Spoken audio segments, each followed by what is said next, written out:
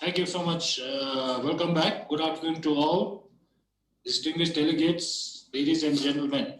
I now call the meeting to order again and request for your kind attention. As you are aware, the 35th APRC is introducing a new style of the conference, not only because of the necessity of holding this meeting virtually due to the COVID-19 pandemic, but also because FAO is committed to extending its inclusion of members' feedback and input to the increasing the impact and reach of the conference. So in January and February of this year, a series of consultative meetings are held in countries with a wide variety of stakeholders, including private sector, civil society, academia, and partners participating in these meetings. I am sure that many of you or your delegates participated in these in-country meetings. The FAO country offices and officers presented the technical papers of this conference. These in-country consultations generated good discussion, comments, and feedback on each topic. In addition, as you are aware, the FAO Secretariat has implemented a written correspondence procedure for the technical papers. Each technical paper was posted online with a video presentation and with web annexes on the impact of COVID-19 pandemic on that topic.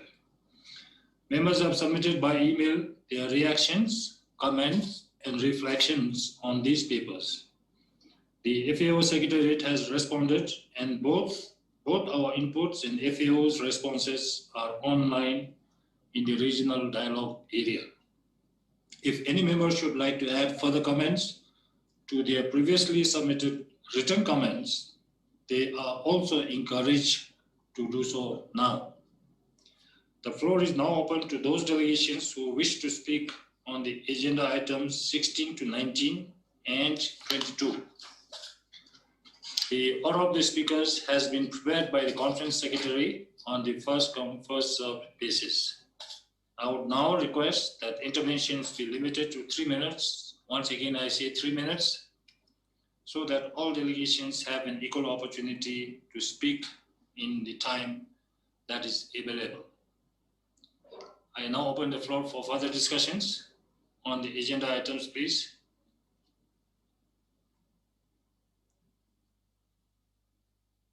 Okay, we have Thailand, and Thailand will be followed by Iran. Thailand, please, go ahead. Thank you, Mr. Chairman, and good afternoon, everybody. Thailand appreciates FAO immediate response to emerging issues, including COVID-19, fall armyworm, desert locust, and African swine fever. We congratulate to FAO's achievement in delivering the result under the last mile in response to member priorities. Thailand continues implementing the projects and activities in transforming sustainable food system and agriculture to ensure that our people can access to affordable, healthy diets. During the COVID-19 outbreak, our food system and agricultural sector have been tested how to prevent the food crisis at local, national, regional, and global levels.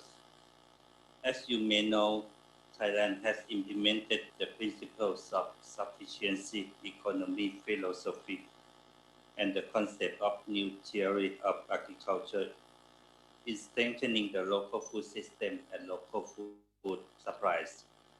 The sufficiency economy philosophy and the new theory of agriculture enhance holistic farming approach, aiming to minimize farmers' vulnerability and promote sustainability, food security, nutrition, water and soil management, and biodiversity.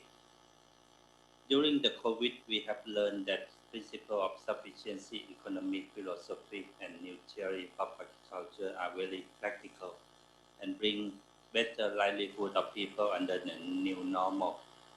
Now the government of Thailand is expanding the implementation of the principle of sufficiency economy philosophy and new theory of agriculture on farmers' land nationwide. Thailand endorsed FAO Water Scarcity Program for Asia and Pacific. Thailand gives the priority to management of water resources. We support FAO to enhance capacity building and knowledge sharing to promote water use efficiency. We also request FAO to support members in developing water accounting systems using automation and remote sensing technique. Thailand would like to stress that sustainable small-scale fisheries are vital for food security and nutrition. Small-scale fisheries play an important role as guardian of marine and coastal resources. We have implemented our measures to prevent, deter, and eliminate IUU fishing. Thailand will continue working with FAO in building resilience of small-scale fishery to ensure food security and nutrition. Thailand has also provided technical support small-scale fishery to some other member countries. Lastly, the development of the new MyPow is timely, and we would like to stress that lack of available and qualified statistical data is one of the key challenges to assess the regional and country's performance towards the achievement of SDG indicator. Therefore, we need to increase the statistical capacity development and enhancing the investment and innovation for agricultural data system in the region. With this statement, Thailand endorsed MyPow 2020 to 2023. Thank you very much. Thank you, Thailand. Can I call on the distinguished delegate from Iran to make your interventions? You have the floor.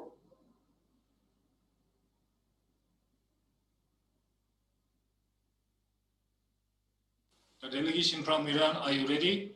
Are you there? Yes. Can you hear me? Yes, I can hear you. Okay. Yes, okay. Yeah, actually, the one thing that I wanted to talk about actually, I would like to talk briefly about these topics. Dr. Sarfazi from the Ministry of Agriculture in Iran talks about these topics before, but I want to emphasize the use of ICT and smart agriculture as Ministry of Thailand noted now. So it could have a significant role in overcome problem occurs by the coronavirus pandemics.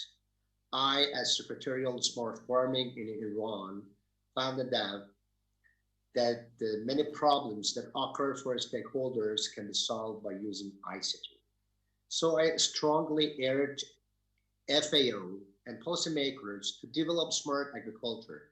It is also needed to consider that creating a commercial cycle as agribusiness has excellent influences, and it can be done by new and advanced technology to get sustainable productivity. Please take this point in your mind and in your speech. It is so important, Mama. Thank you. Much for the information of all the delegations from the member countries, I would like to remind you that only one of the delegates can speak in terms of interventions on the agenda that we have in front of us. If there are two or more, we will not be able to entertain it at this moment. As I said earlier, you can have one intervention, but if you have a second intervention on the same topic, the first opportunity should be given to other member countries who have not raised even once. So with this reminder, let me call on the Philippines, the delegation from Philippines, to take the floor. Thank you, Mr. Chair, and good afternoon, good evening to everyone.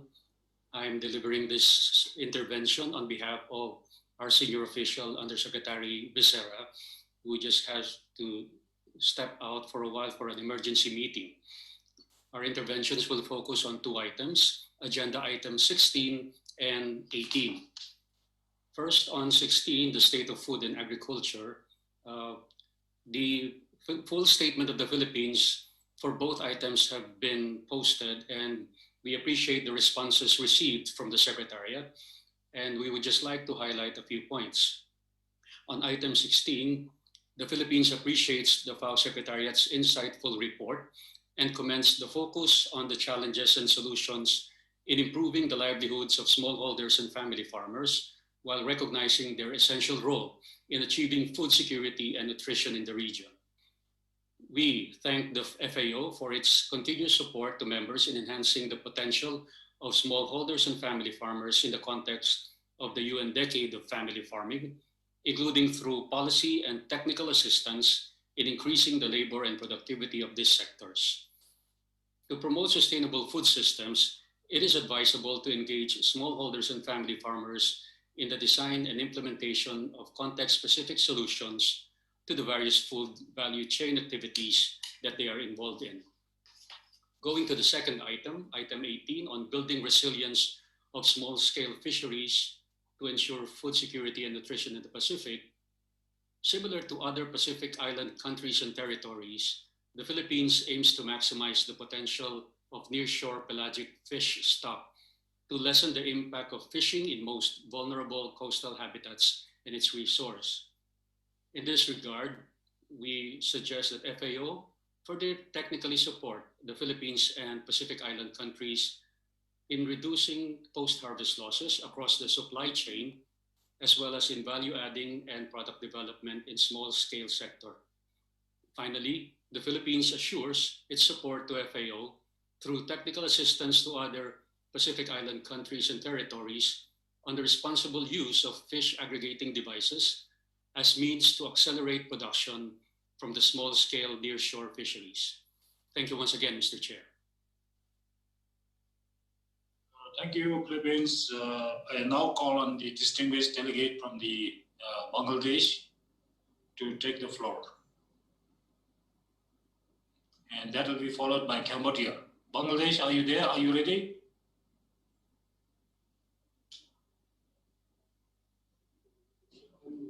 Bangladesh, it seems Bangladesh is not online. Cambodia, are you ready?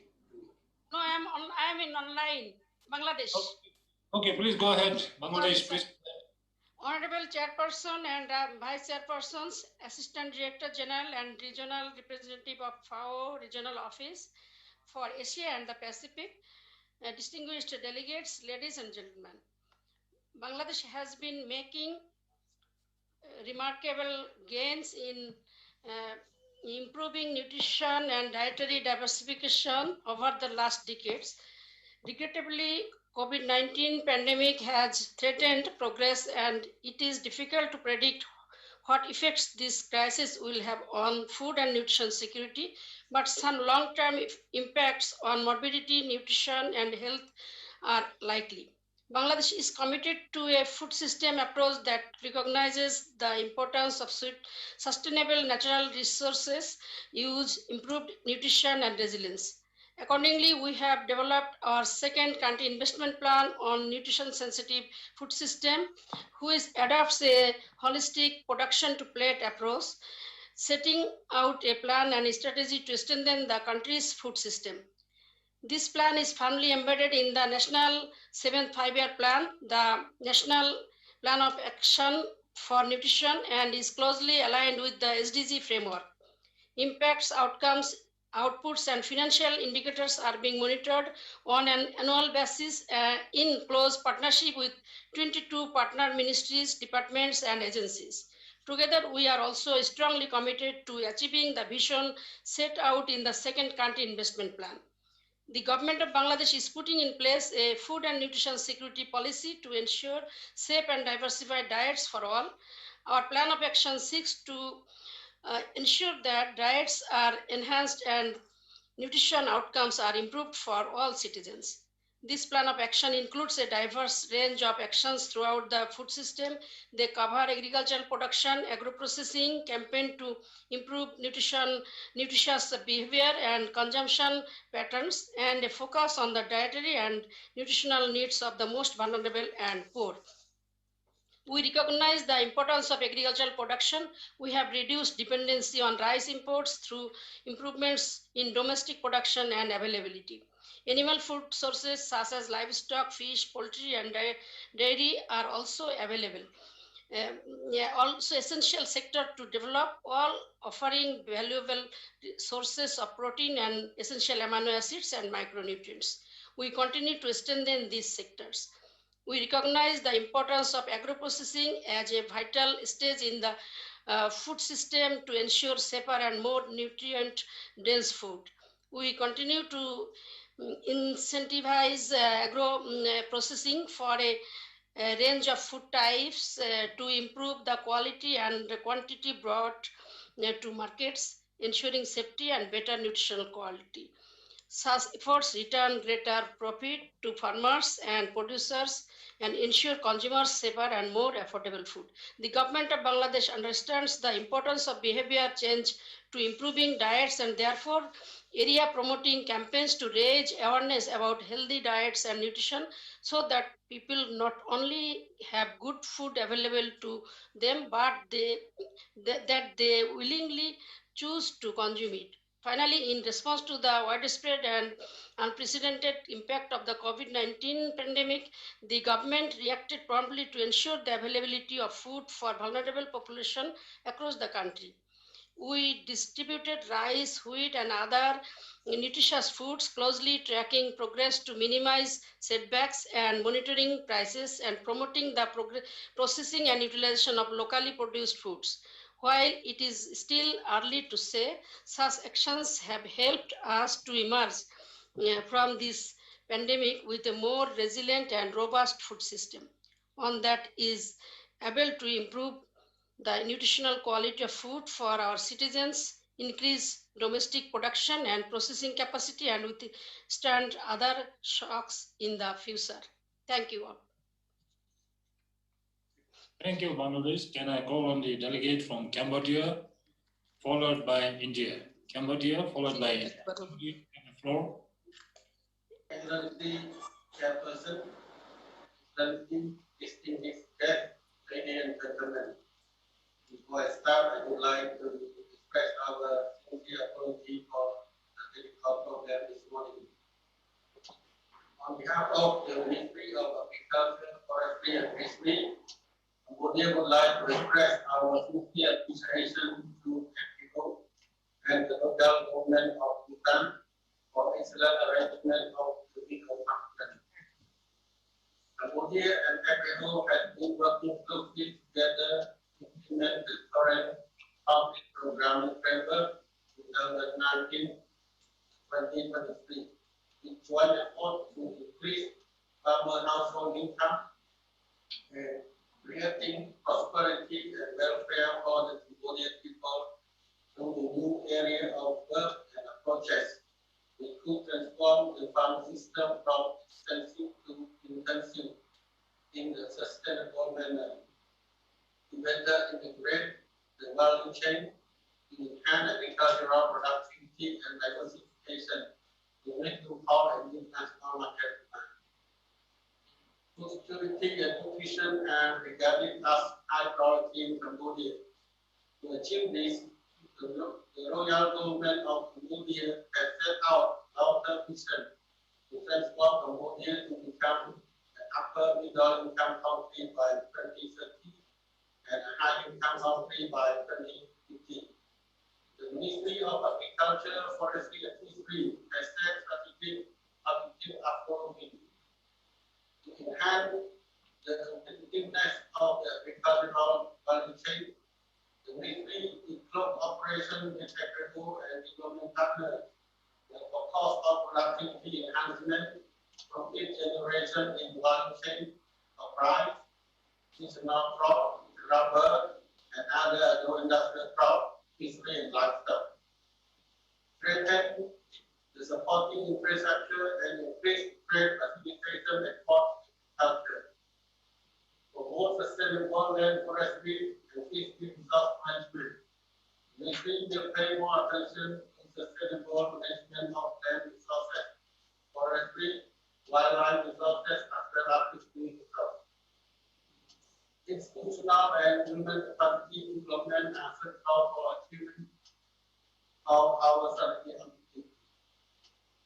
empower and strengthen the capacity of smallholder farmers and small and medium enterprise in order to increase productivity and diversify the product for the market demand. Last, the ministry remains committed to partnership with FAO and all diplomatic partners for the smooth operation. Finally, I hope this conference will enhance more commitment from the international cooperation, and I wish all the members of the conference are safe from COVID-19. Thank you very much, Mr. Chairman.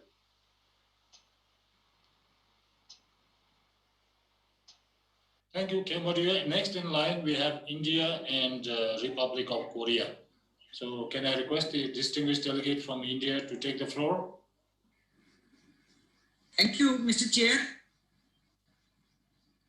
It's a matter of great pleasure to represent my country, India, here in this regional conference for Asia and Pacific. So far as state of food and agriculture is concerned, India is at a very comfortable position. I am happy to share that India produced record food grains of 118 million tons of rice, 107 million tons of wheat. Apart from wheat and rice, India has also become self-sufficient in case of pulses by producing 23 million tons. Here, agricultural promotional schemes and mission programs have been aligned with sustainable development goals, particularly goal number 2, to address food and nutritional security needs. In the endeavor of nutritional security, FAO Council and FAO Council of Agriculture endorsed proposal of Government of India for observance of International Year of Millets, and the year allotted is 2023. India is ready to take lead for furtherance of millets through active participation of all member countries of FAO. World over, a big challenge of serious transboundary pests and diseases is being faced, and India succeeded in management of invasives, particularly fall armyworm in maize, through environment-friendly, safe strategies, particularly through biological controls. It is evident from the record production of 29 million tons of maize, which remained unaffected. Then again, India has strength on biologicals, including biocontrol agents, and has conducted international capacity building programs on low-cost technologies for en masse production of biocontrol agents, where few of the Asia and Pacific countries have been beneficiaries. After a gap of 26 years, India witnessed locust attack of a large magnitude and succeeded in controlling locust outbreak through control operations for swarms as well as young hoppers in about 428,000 hectare area. India provided support to few of the countries for providing insecticides. A new dimension was added by using of drones in locust control for the first time in the world after finalizing the protocols. Share the knowledge with other countries on latest technology on ultra low volume spray through vehicle mounted spray systems. During the prevailing pre-pandemic period, focus of government has been to empower small farmers through a cluster approach, harness the joint potential, and bring to the appropriate infrastructure so as to transform Indian agriculture into an enterprise. India is also taking every care for continued export of agriculture commodities as earlier so that world's food supply chain is not interrupted. Thank you so much. Thank you, India. Thank you very much. Next in line, we have Republic of Korea and Cook Islands. So first, I give the floor to the distinguished delegate from the Republic of Korea. You have the floor, please. Thank you, Mr. Chair, and good afternoon, distinguished delegates. The Republic of Korea would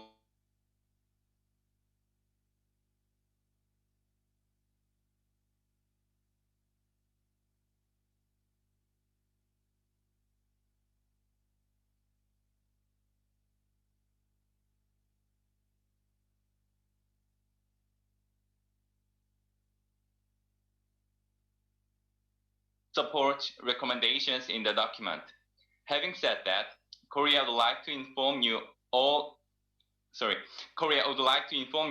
of FAO's new project to build resilience of small-scale fisheries in the Pacific, which started this year.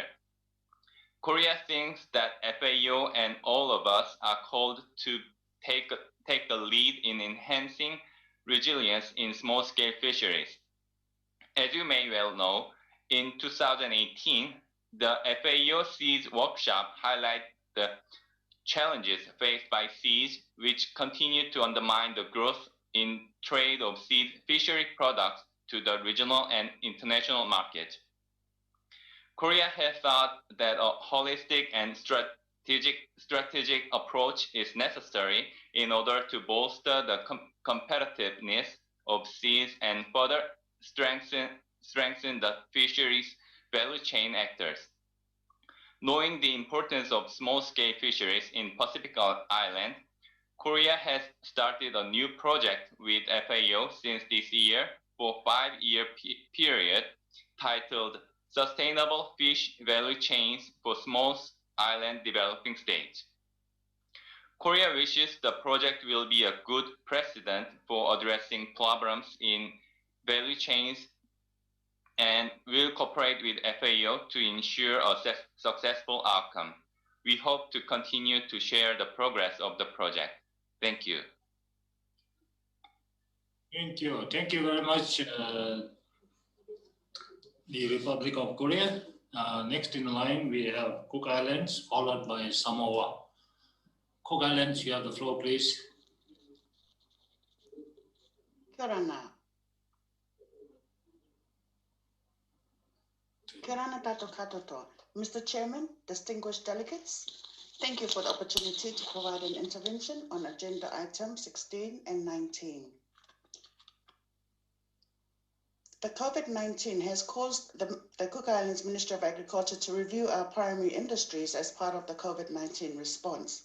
To date, we have worked hard to keep our little country free from COVID-19, but this is impacting on our health and economic sectors. Our agriculture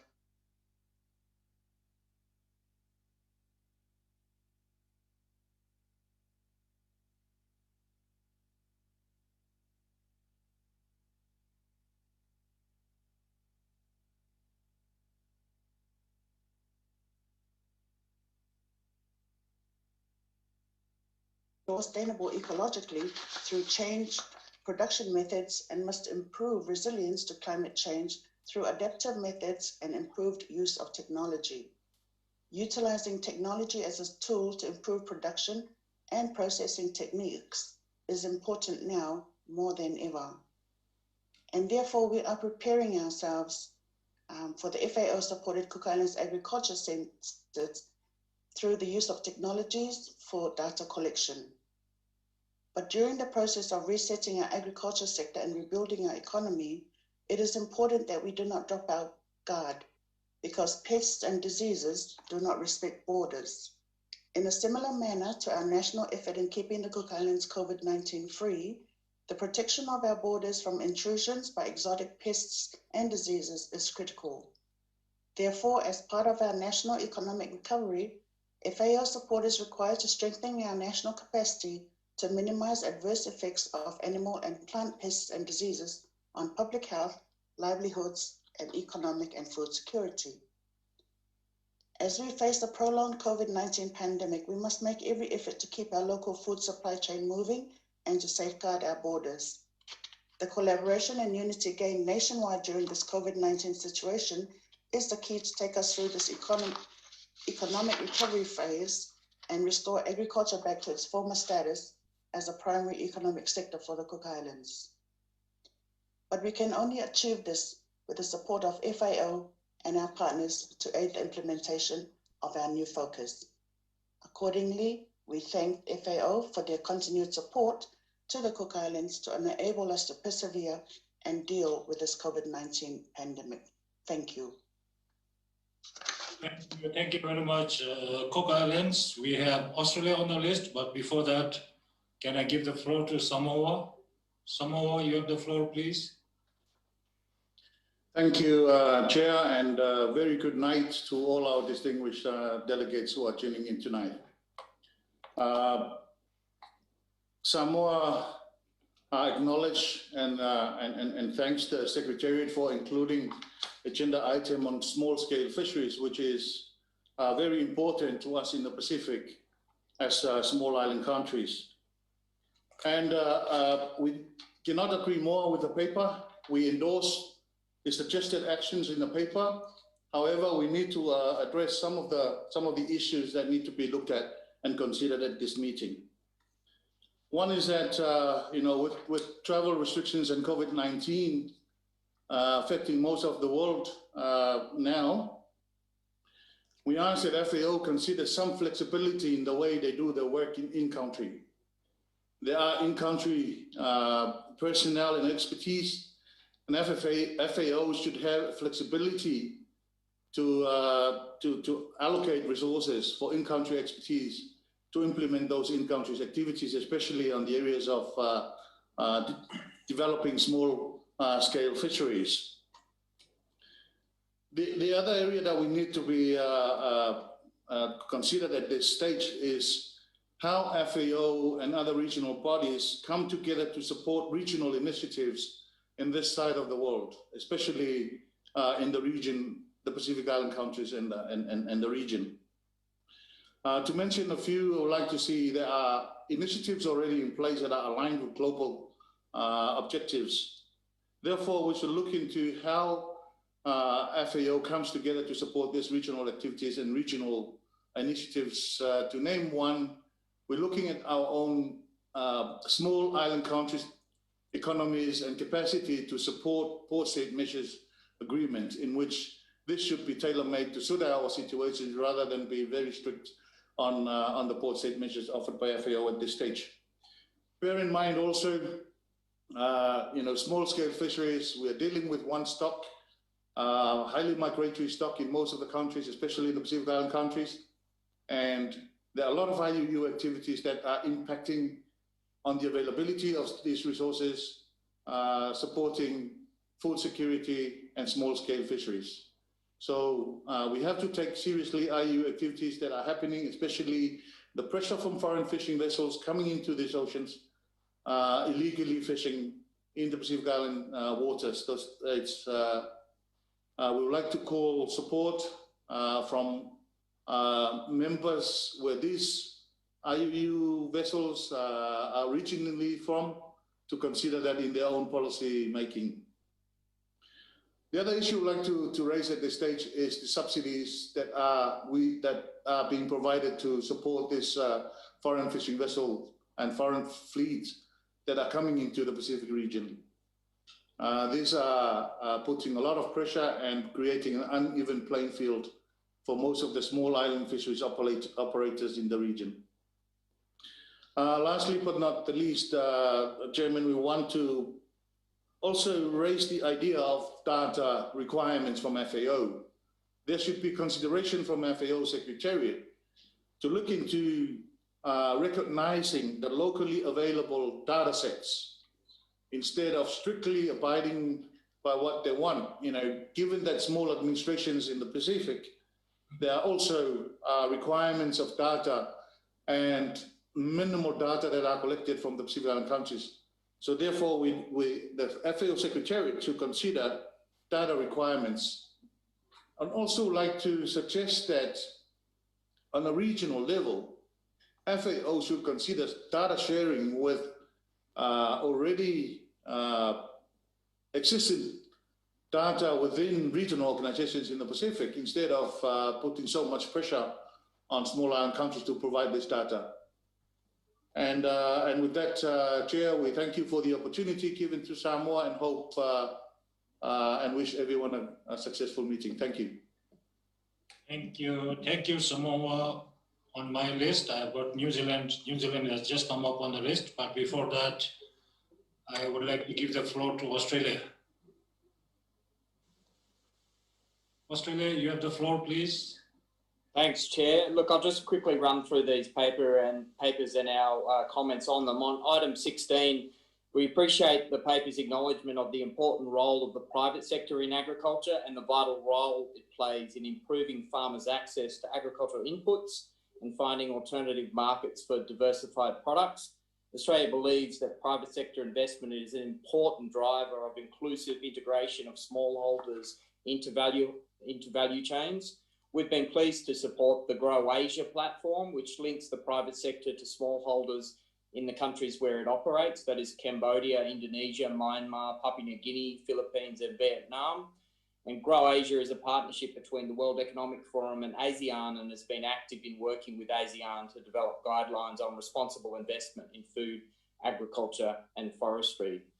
We also recognise the benefits of regulatory reform for agricultural development and food security outcomes, and the case study within this paper outlines the experience of countries with rice trade liberalisation and the positive impact this has had for food security outcomes and diversification of agricultural production, and increasing the understanding of the potential benefits of reg reform and of creating an enabling policy environment conducive to agribusiness and value chain development should be prioritised for FAO's ongoing policy work and analytical activities for the region. Data and ag statistics will continue to be vital for the design and target of policies to reduce hunger, rural poverty, and to promote the sustainable use of natural resources. And Australia notes with concern the low frequency of data collection on key food security and agriculture indicators for the Pacific, which is a focus of Australia's aid and development program, and requests an update from the FAO as to how they propose to address the lack of data in the Pacific. On item 17, Australia recognises that addressing water scarcity in agriculture is essential to achieving the SDGs, and we endorse FAO's efforts to support countries in managing water scarcity via its water scarcity program. However, given the lack of analysis of water scarcity issues for Pacific nations, Australia seeks clarification on whether the water scarcity program will truly be an Asian Pacific program, or if it will mainly focus on Asia. And we suggest that the WSP focus also on high-risk countries in the region, implementable national policy interventions, and good practice solutions. I think we've heard a lot in the interventions to date about the item 18 on the importance of small-scale fisheries, and we'd fully support most of the comments there. Similarly, we'd also just make the additional comment that we believe there's significant potential to provide benefit to the peoples of the Pacific for whom coastal fisheries are so vital, by seeking to promote stronger alignment and cooperation between FAO and SPC. On item 19, again, we make the point that we take the point of noting the value of taking a food systems approach, which encompasses all the actors along food and ag supply chains, as well as the broader economic, societal, and natural environments in which they're embedded. And due to the diversity of circumstances, countries must be able to choose the right tools and practices for local environmental and soil conditions, and apply appropriate regulatory arrangements that recognise technology availability for farmers around the world. And we'd make the point that, again, that there's no one-size-fits-all approach to sustainability, and this is particularly important to remember in the context of efforts to set international standards relating to sustainability and the need to take into account the differing levels of economic development. Thank you, Chair. Thank you. Thank you so much, Australia. We have New Zealand, and in the meantime, I would like to ask Myanmar to be ready. So New Zealand, you have the floor. Thank you, Mr. Chairman. We would like to intervene on the item 18 and also some brief comments on item 19. Starting with item 18, we note from the previous interventions from many of our friends from the Southwest Pacific that fisheries is a very important sector for major economic and nutritional importance to the Asia Pacific region, particularly with reference to the small island states of the Southwest Pacific. Bilateral or multilateral programs are crucial to building resilience of small-scale fisheries to ensure food security and nutrition in the Pacific. We would support the FAO's input in helping develop, in particular, cold chain for small-scale fishers. This is important market issue and could be could be a key factor in increasing supply of tuna from small-scale fishing into the domestic markets. We would also, in this context, encourage FAO to strengthen its linkages with regional institutions such as the Forum Fisheries Agency and the Pacific Community in coordinating the delivery of programs and initiatives in the fisheries area. Overall, I think in the context of the SDG and the discussions around food security, investment in fisheries sector is going to be absolutely critical, and we would support FAO's ongoing engagement in this area.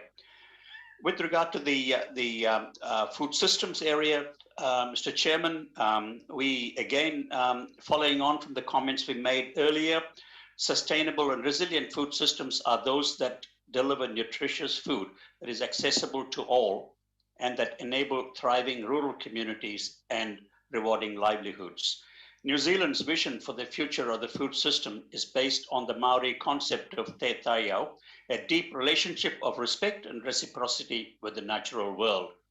The health of the climate, land, water, and living systems comes first. And when nature thrives, so do our families, communities, and businesses. Our strategy aims to strengthen the sustainability, inclusivity, productivity, and resilience of our food systems, and including working with regional partners to advance the global climate change, trade, and sustainable development agendas. In articulating this vision, we acknowledge that agreeing priorities for actions across different food systems sustainability objectives is a significant challenge that we all face. Aligning low food resource footprints, low GHG, global the greenhouse gas footprints, nutrition security, and rural prosperity goals is not straightforward. Tensions and trade-offs will need to be carefully considered. While potential synergies could certainly be determined, we clearly believe that the sustainable food systems agenda needs to focus on better understanding of these trade-offs and enabling societies to investigate these effectively and equitably. To conclude, Mr. Chairman, to foster a sustainable food system, policymakers need to work closely with farmers, those responsible for making change on the ground. Understanding implications of policies for producers will help avoid unintended consequences and ensure positive change can occur in a way that is socially, economically, environmentally, and culturally feasible and desirable. Thank you, Chair. Thank you. Thank you so much, New Zealand. We again have Vietnam on the list, but before that, Myanmar. Thank you. Yeah, thank you, Mr. Chair. Can you hear me? Yes, loud and clear. Okay. Thank you again. Yes, before I discuss Myanmar intervention, I would like to share some emerging issue currently defined by FAO Myanmar Office and Ministry of Agriculture, Livestock and Irrigation. National Consultation Meeting was organized by FAO Myanmar Office on February this year. Consultation meeting, all participants clearly defined three important emerging issues for Myanmar. Firstly, climate change, low level of preparedness, adaptation and mitigation, both at institution and community level. Secondly, the high prevalence of malnutrition among rural poor, especially women and children under 5. Third issue is rapid depletion and degradation of natural resources, and less community and institutional preparedness for sustainable and integrated rural resources planning and implementation. In order to tackle these emerging issues, Myanmar would like to intervene in the Agenda 16, the state of food and agriculture in Asia and Pacific region, including future prospects and emerging issues. As I mentioned earlier, climate change becomes serious for all over the world. Myanmar is no exception. Therefore, Myanmar would like to focus on capacity development and introduction of climate smart agriculture technology.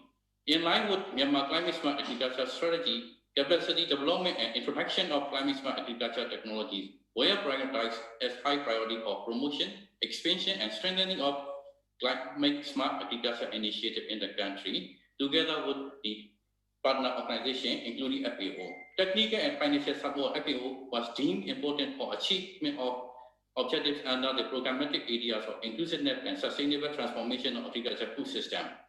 So technical and policy level support in sustainable management also one of ongoing activity in collaboration with FAO and our ministry. So let me move to the second agenda, preparing agriculture for productive future in the face of increasing water scarcity. We have the ongoing activities and support and implementation of national water policy in order to develop the regulation bylaw of Myanmar national water policy, including regulation for rainfed agriculture, drainage, groundwater, water user association, irrigation service, promote research in water saving techniques, and participant prioritize area for support in terms of financial and technical. These are entry-point FAO and other development partners can work together in this area. And another strategy is conservation and sustainable utilization of surface and groundwater through introduction of water efficient technology like the green water management system and water saving technology. And regarding the agenda for the building sustainable and resilient food system, promotion of contract farming for increasing sustainability and profitability and efficiency of high-value crops were ranked as a high priority. As we all aware, and similar with other countries, in Myanmar, smallholder farmers are dominant. More than 60% are smallholder farmers. For smallholder commercialization, the contract farming is one of possible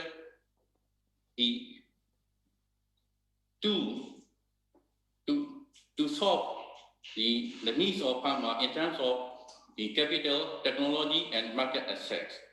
And Myanmar also agree on the multi-year work plan of FAO and regional conference for Asia and Pacific. Myanmar fully support the FAO multi-year work plan, and we assure our fullest cooperation to work together with FAO and partner organizations. Thank you, Mr. Chair. Thank you, Myanmar. Next interventions we have from Vietnam and Vanuatu. So first Vietnam.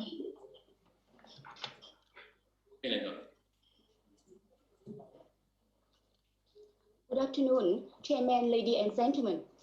Vietnam would like to make intervention in item 19 and 18. For the item 18, we would like to say with you that in Vietnam, our marine water are divided into 3 zones, namely the coastal zone, the nearshore zone, and the offshore zones. And Vietnam current fishing fleet have a total number of nearly 97,000 vessels, a majority of which are small scale, mainly operating in the coastal area. 67.5% of the vessels are small. Boat is under 15 meters in length.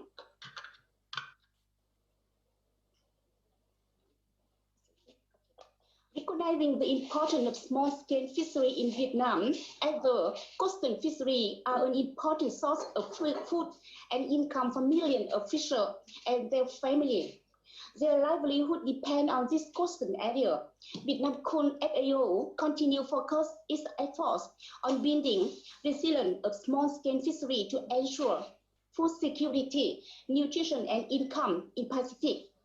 The priority for technical assistance to enhance resilience in small-scale fishery should focus on, first, promote the establishment and implementation of co-management, community-based fishery management effectively to protect fishery resources and sustainable utilization of these resources. The second, provide support for alternative livelihoods and improvement of ongoing livelihood activity to increase the livelihoods in the region. The third, provide support for improving the quality, food safety of fish and fishing products to access to domestic, regional, and finally international market. For the item 19, which Vietnam thinks that more efforts are needed to build sustainability and strengthen resilience of the food system in the new normal circumstance, dealing with extreme weather events, pandemic impact, and other emerging issues. In such a context, farmers, especially poor smallholders, need to adapt their production system and practice This requires improved access to appropriate technology, markets, information, and investment. In this connection, we would like to call FAO continue support to member states in the following area. First, technical assistance to multidisciplinary measures and multi-sectoral coordination in tackling climate change impact and transboundary disease to support the adoption of food systems across the region. The second, use sharing instruments to strengthen capacity of stakeholders along agri-food value chains. The third, in order to prevent future pandemics like COVID-19, it is important to promote One Health and food system approaches. That's all. Thank you much. Thank you, Chair. Thank you, Vietnam. Thank you very much. We have Vanuatu followed by PG, and after that, I might bring the session to a close. So Vanuatu, you have the floor, please. Hi, thank you, Mr. Chairperson, sir. My intervention will be in regards to item 17, 18, and 19. First on item 17, Mr. Chairperson, sir, we are fully supportive of the recommendations on the paper. Water scarcity is going to determine the sustainability of our societies, particularly in regards to agriculture. We therefore would like to see FAO's engagement in integrated farming systems, whereby integrating agriculture, livestock, and aquaculture using integrated water systems. But in regards to agenda item number 18 on small-scale fisheries, Mr. Chairman, sir, Pacific Island people are fish-eating people, and we are subject to not only climate change, COVID-19 impacts, but the impacts are confounded by climate change impact on our fisheries. Therefore, we are grateful to the assistance, to FAO for the assistance that is currently being delivered, provided to Pacific Island countries like Vanuatu.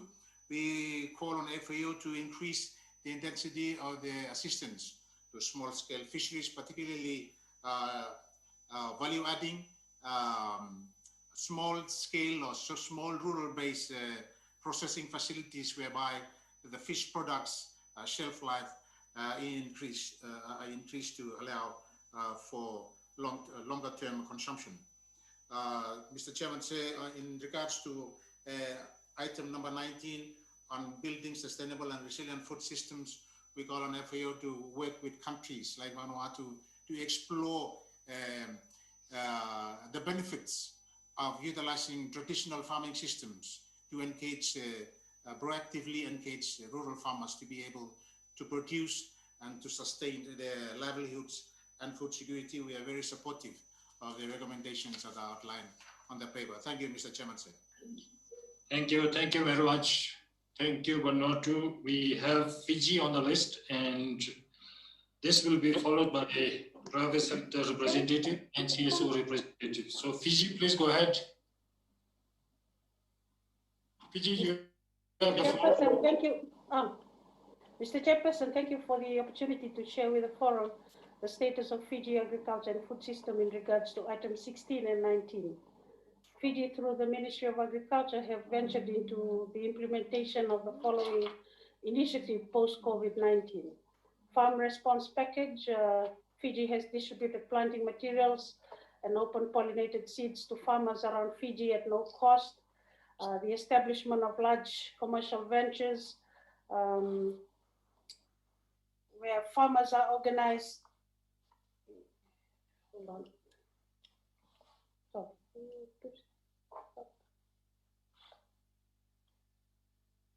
Sorry.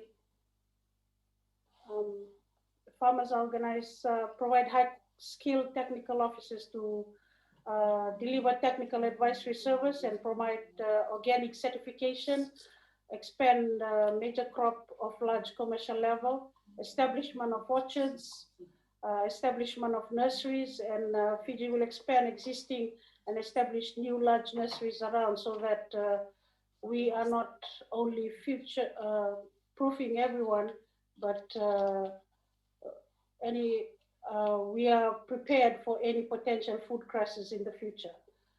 Support medium to large scale livestock farms, which includes the improvement of farm genetic attributes and the establishment of medium to large livestock farms, where we provide fencing materials to farms over the next 3 months.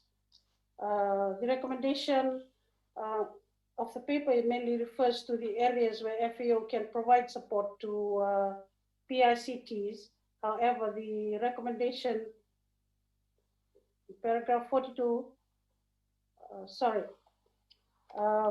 we are seeking FAO to provide support for product development, technical support, and capacity building in business and enterprise skills to support the growth of fishery value chain, and also support the engagement of stakeholders across the value chain to improve full participation, ensuring gender equality and inclusion of vulnerable groups.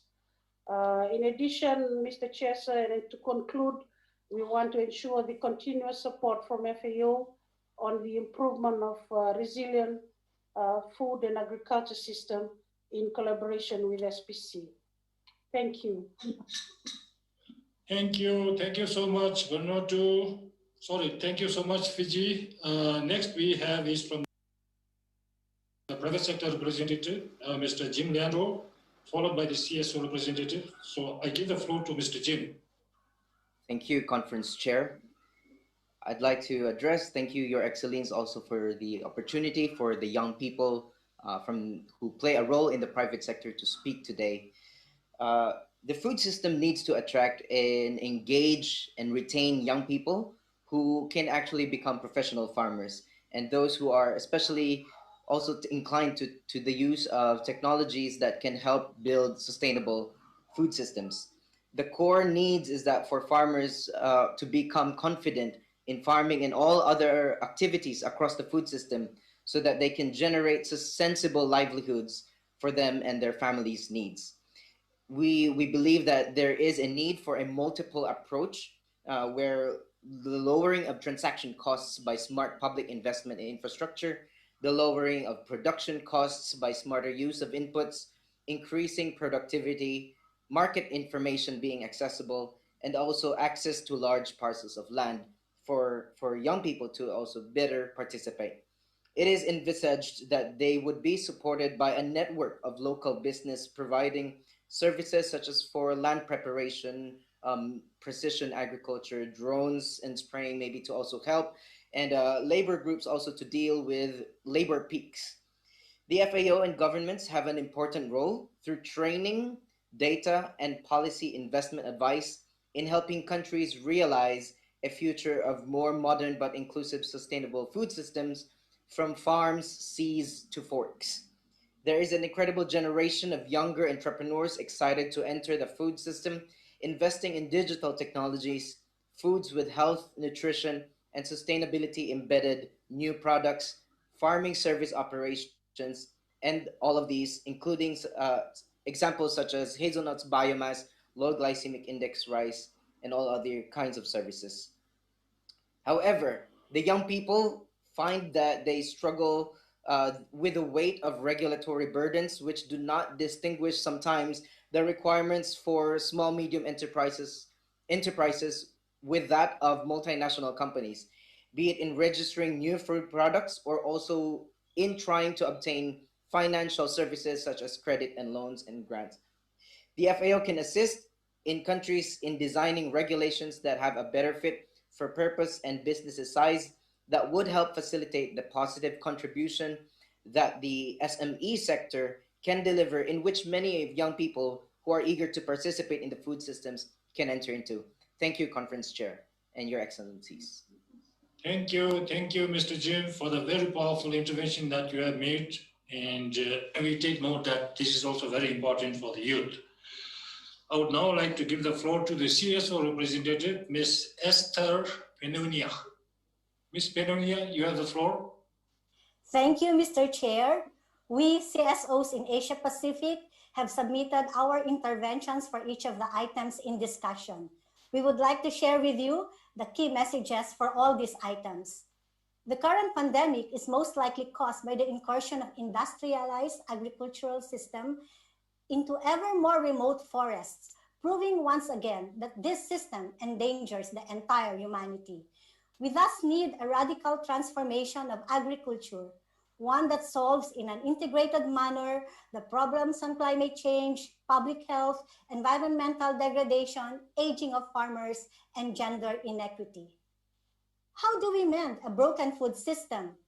How do we create a better, more resilient, climate and pandemic-proof food system? In this regard, we recommend to FAO and member states to, first, include at the table, not on the menu, smallholder farmers, fisher folks, herders, and coastal communities, indigenous peoples, all stewards of our biodiverse systems, recognizing them as co-equal and actors in localizing sustainable food systems and nutrition. Likewise, transparent and inclusive mechanisms for CSOs and family farming organizations to meaningfully participate in shaping MyPAL. Second, promote the rights of family farmers, fishers, and herders over their lands, forests, and water resources, promoting the VGGT, RAI, and SSF guidelines, as well as farmers' control over digital technology platforms. Close the gender gap by addressing the specific needs of women in farms, fisheries, forests, technologies, and opportunities. Third, promote FAO's 10 elements of agroecology, which enables producers and consumers to define and secure their own food systems. Support digital documentation of farmers' innovations in getting the farmers free and prior informed consent on utilization of farmer systems. Implement agroecological programs and services such as peri-urban and urban agriculture, a share of the access fees as part of the parties of the Nauru Agreement, integrated water resource and ecosystems management in rain-fed agriculture, and stopping uneven trade agreements, land grabbing, large-scale mining, mega dam constructions, deforestation, air and water pollution. Fourth, promote local food systems, shorter food supply chains, and inclusive value chains where farmers, through their cooperatives and enterprises, are involved in the governance of these chains, such as community-supported agriculture, procurement of farmers' produce by local government, direct consumer relationships between family farming organizations and neighborhood trade and office associations. We must act together. CSOs, especially small-scale family farming and fisheries organizations, can make important contributions as equal partners as we implement the plans of the UN Decade of Family Farming, using the rights-based framework of the UN Declaration on the Rights of Peasants, as we also make preparations for the International Year for Artisanal Fisheries and Aquaculture 2022, all towards the achievement of SDG 1 and SDG 2. Thank you, Mr. Chair. Thank you, Ms. Penunia. Thank you so much for your intervention. We will have the last intervention being made for today before we close the session. I would like to invite the distinguished delegation from Timor-Leste. Timor-Leste, you have the floor, please.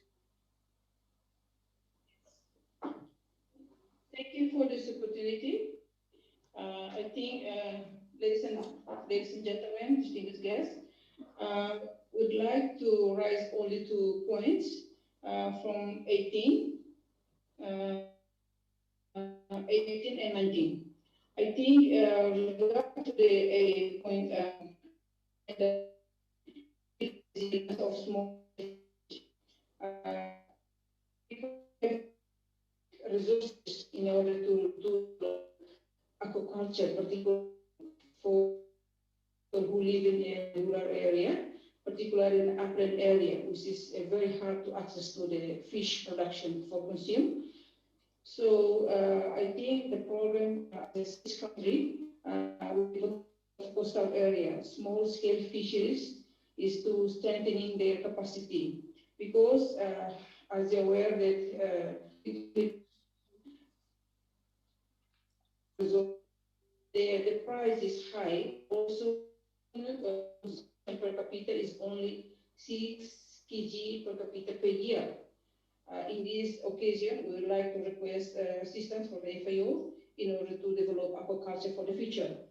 Because we also have limited finger production in the hatchery, but if we develop in the manner a good way, so we can provide, we can increase the value chains of aquaculture, and also we can fulfill the gap of the nutrition, particularly for the population. I would like also to strengthening the Agenda 19, building sustainable and responsible food system. Why it is important for Timor-Leste? Because we have high incidence in food insecurity. Before COVID, already facing insecurity, food insecurity, and after COVID, I think the mostly that we are facing the percentage is high. The challenge that Timor-Leste is facing is because of the water scarcity, with the loss of rainfall and also uncertain climate. So it is influenced to the water management system as well. Apart from this, Timor-Leste, we talk about the staple food, rice and maize. We have enough bank seeds or seed banks to produce seeds. But if we thinking about horticulture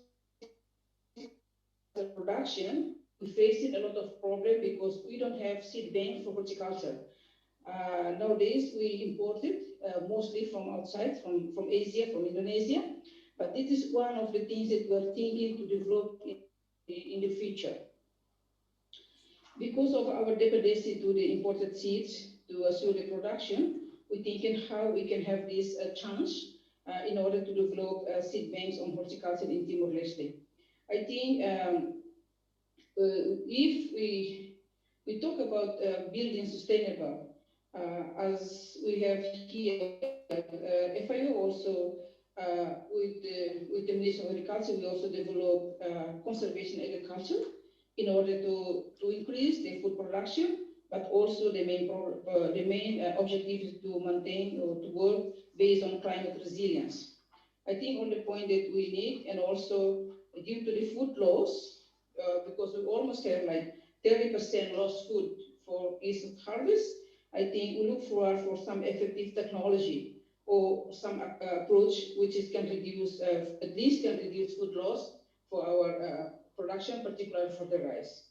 I think that's all I can present here. Thank you for your time. Thank you very much. Thank you very much, Timor-Leste. Now we come to the end of this session. We are very close to the conclusion of the session.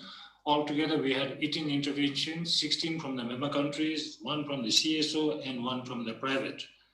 While I'm aware that there are many delegates who would actually want to make an intervention, I'm very sorry to say that due to time constraint, we have to close this session now. I would like to apologize to all those participants who are not able to make interventions. As I said earlier, if you are not able to make an intervention at this point of time, you're most welcome to send your written interventions to the FAO Secretariat, which will be posted on the web page, and that will be considered as an official statement. I would now like to request the FAO Secretariat to respond to the questions raised by the distinguished delegates on the agenda items 16 through 19 and 22. FAO Secretariat. Thank you very much, Mr. Chairperson. Yes, the FAO Secretariat would like to thank the members and CSOs and the private sector for their comments. We note that many countries are stressing the importance of, while that many countries have made impressive advances in food production, there's a lot of stress on the importance of a food systems approach, including value chains, in crops and in fisheries, food safety, and the like. We also note the emphasis on the very important role in this region played by small-scale family farmers, which was emphasized by several. We also take note of the importance of technologies in improving farmer competitiveness and livelihoods. Again, something that was mentioned by several. FAO takes note of all the very interesting and useful work being done already by members, ranging from projects to 5-year plans. There was a wide variety of things discussed there, and we encourage more sharing with other member countries. Finally, the Secretariat would like to acknowledge the comments on statistics that were made by several delegations, especially those relating to statistics in the Pacific Islands. And we will do our best and work to increase capacity in that area so that we can address that issue and pave the path for evidence-based policymaking. Thank you very much. So thank you for your valuable inputs, and also thank you for committing to render support in whatever manner that you're going to be able to do so for all the countries. Thank you so much. At this point of time, I would like to request the rapporteur, Ms. or Dr. Vanita, to present the summary. Dr. Vanita, please. Thank you, Chair. We thank countries for their responses to the 4 substantive technical agenda item 15 to 18 deliberated in this session. I will provide a short summary of each of the agenda item and the country responses in turn. Item 16, State of Food and Agriculture in Asia and the Pacific region, including future prospects and emerging issues, messages and takeaways. There has been rapid progress in reducing both urban and rural poverty in the region over the past 2 decades, with an increasingly important role of non-farm income. There is a continued growth in yields of key staple crops, diversification of farming systems, and the development of new varieties to respond to the needs for environmental sustainability and consumer demands. Although there has been rapid growth in international food trade in the region, most food continue to be produced domestically in Asian countries, imports playing an important role in Pacific Island countries. Smallholders remain highly important to the production base, but face a wide range of livelihood, production, economic, biosecurity, and trade challenges. There is a trend of increasing income inequality in the region and recent lack of progress in reducing the prevalence of undernourishment and malnutrition. This makes it difficult to meet the SDGs. The lack of quality data on many key SDG indicators will challenge the tracking of progress. Countries called on FAO to continue to provide technical and policy assistance to help smallholders, family farmers, and governments to improve productivities and diversify agriculture to make it more nutritional sensitive. Linking this to the UN Decade of Family Farming and the UN Decades of Ecosystem Restoration. Establish a robust transboundary seed system in the region. Provide technical and policy assistance for capacity building in agri-food systems and related ecosystem services for improved data collection and statistics, and reinforce the role of agriculture in national economic development policies. Assist in identifying partnerships to address food system challenges and develop new innovations and the use of ICT, especially through public-private partnerships and the FAO hand-in-hand initiatives. The next item, item 17, setting regional priorities to manage water for agriculture under conditions of water scarcity. Water scarcity in Asia and the Pacific is worsening, and in the Pacific Island countries also contributes to a salt water intrusion.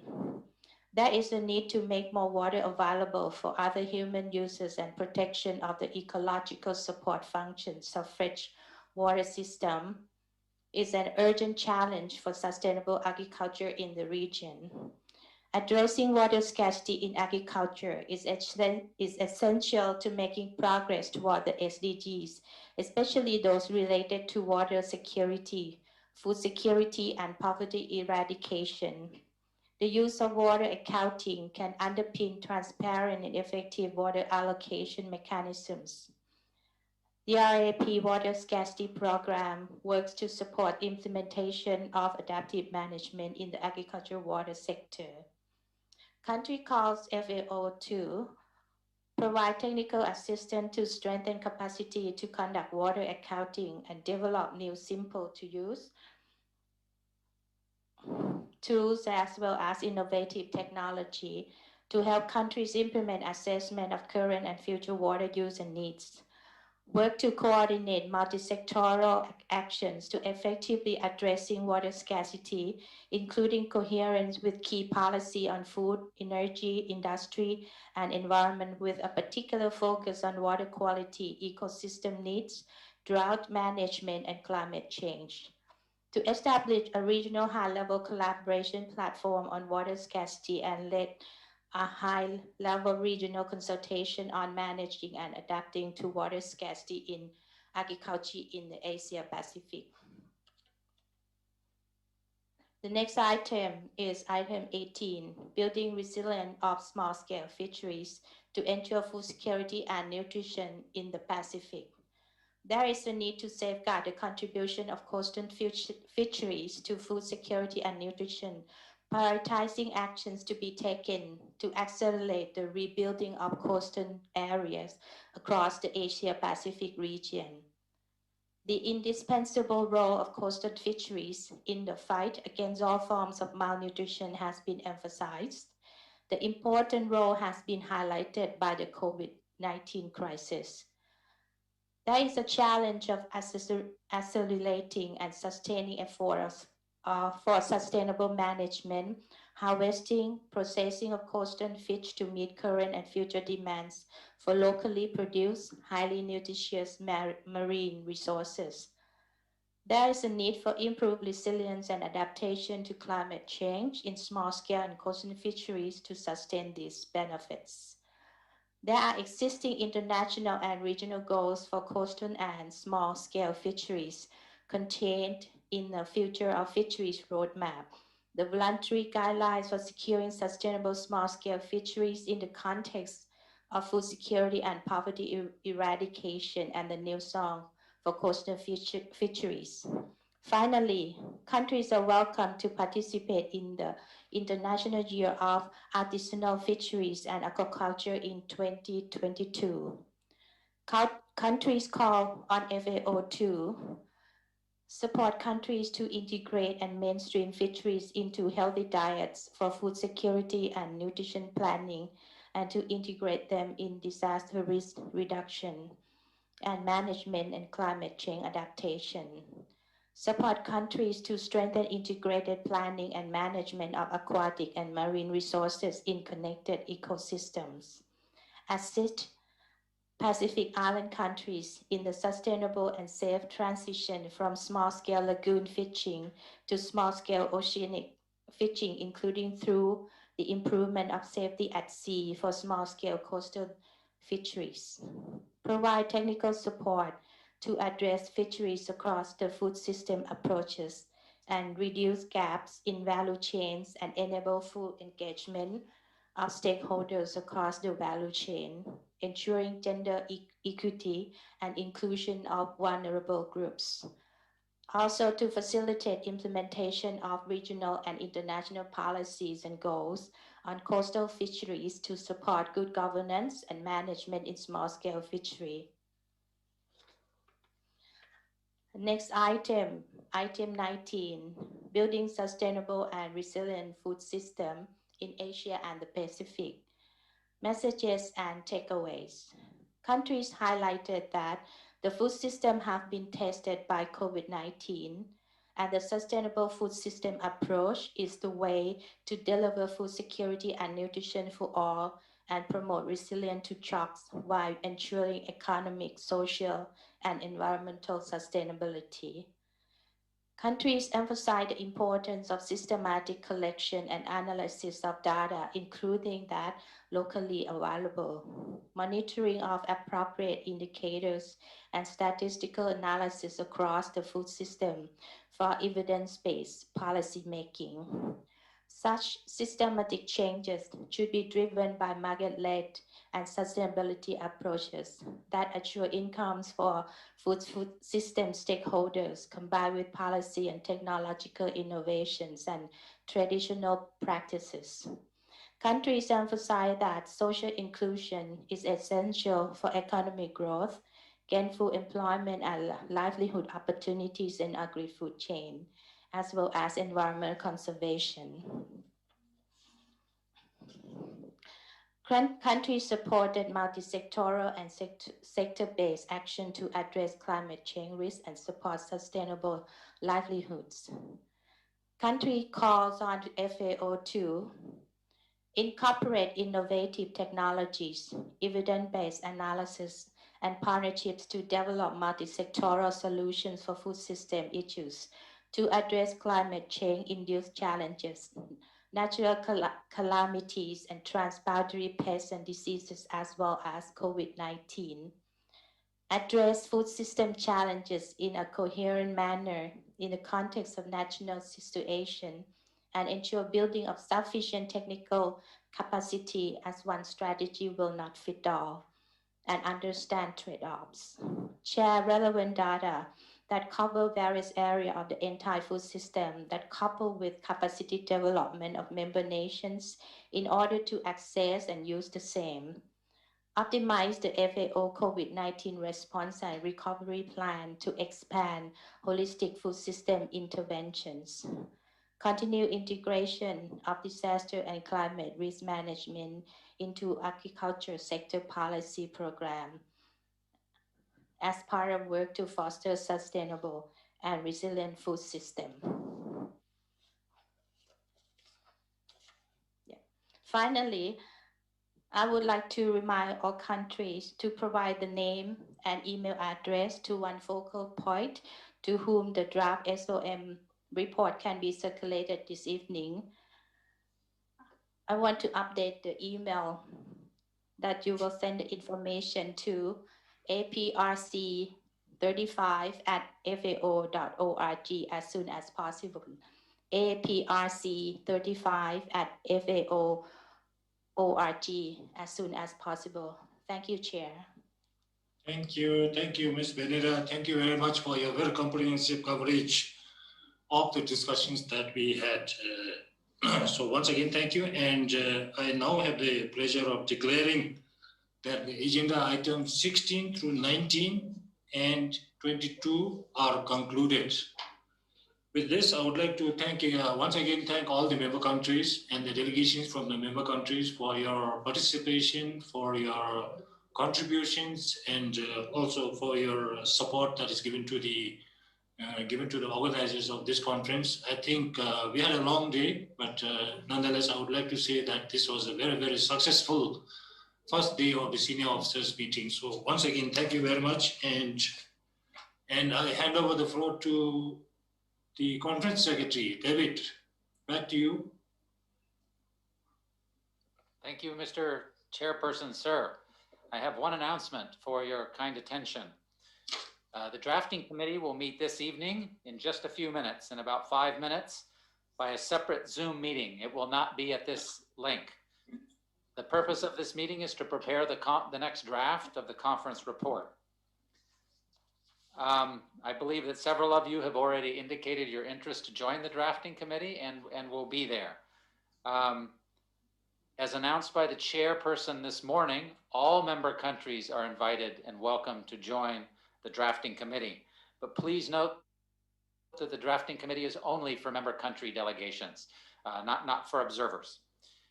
If you have not received a Zoom link to participate in the drafting committee, please send us an email as soon as possible at the address that Kun Juanita just said, aprc35@fao.org.